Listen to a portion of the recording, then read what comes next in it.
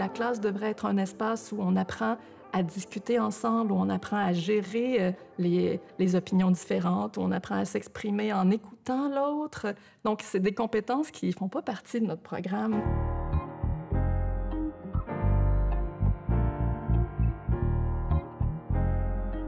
Comment j'ai eu l'idée de ma thèse de doctorat, dans le fond, qui porte sur les manuels d'histoire de la littérature canadienne, française puis québécoise. Ça commence par une anecdote personnelle, là, comme presque toutes les recherches.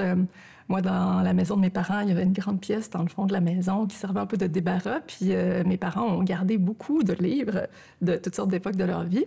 Puis à un moment donné, en fouinant pour je ne sais trop quoi, je suis tombée sur le manuel d'histoire de la littérature de mon père. Puis je vois que dans la page de garde, il y a même un petit commentaire à la main qui dit « Livre très précieux à conserver comme référence ». Puis j'étais vraiment étonnée quand j'ai vu la teneur du discours sur des poètes connus, là, comme par exemple Émile Deligand.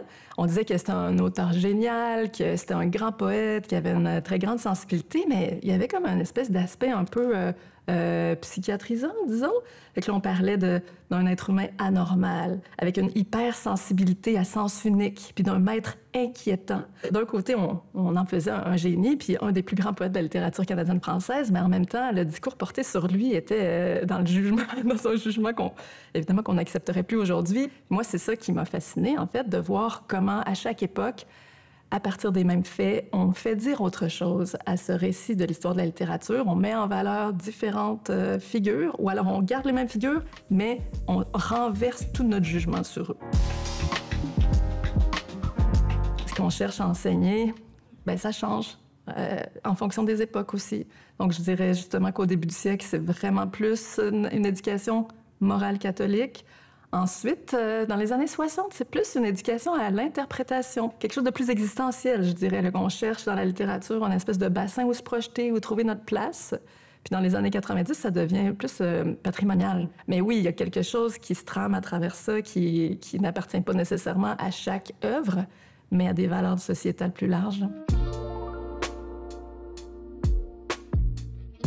Alors, comment on enseigne la littérature aujourd'hui et qu'est-ce qui a changé? C'est sûr que les programmes à partir desquels on enseigne la littérature au collégial, ils n'ont pas changé depuis longtemps. Donc, on enseigne au cégep à partir de programmes qui datent justement des années 90. À cette époque-là, le ministère a proposé une séquence de cours de formation générale en littérature qui évolue vraiment en fonction de type de rédaction à maîtriser. C'est quand même beaucoup la maîtrise de ces exercices scolaires. J'ai l'impression que, étant donné qu'on a un peu pris nos aises dans ce programme-là, c'est assez facile d'enseigner aux étudiants une espèce de travail type qu'on attend, et puis de moins privilégier la réflexion peut-être que la forme scolaire vers laquelle on les dirige. Alors, pour moi, c'est ça le principal problème dans le programme actuel ou dans les pratiques actuelles. Pour moi, c'est plus important de leur enseigner la rigueur, l'adaptabilité à toutes sortes de situations de communication, toutes sortes de situations d'écriture.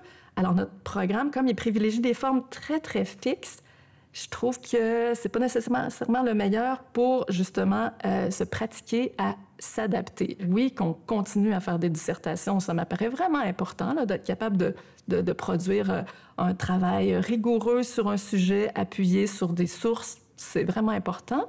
Mais qu'on puisse peut-être exprimer aussi une prise de position plus personnelle, travailler sur la subjectivité de l'étudiant, pour moi, c'est vraiment capital.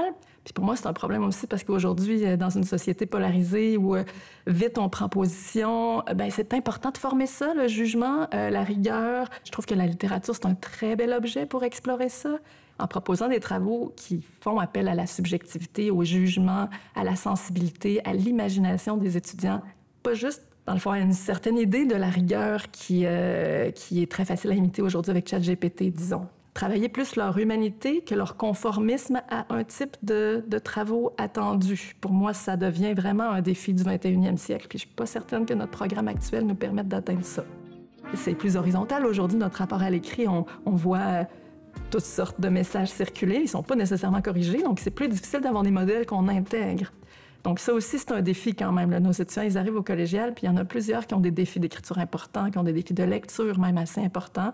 Il faut s'adapter même dans les classes pour que tout le monde puisse accomplir les tâches, même s'ils ont besoin de plus en plus de temps. Alors en tout cas, ça demande une adaptabilité assez importante, puis il faut constamment être à l'écoute de ces jeunes êtres humains là, qui sont dans une société qui se transforme vraiment vite.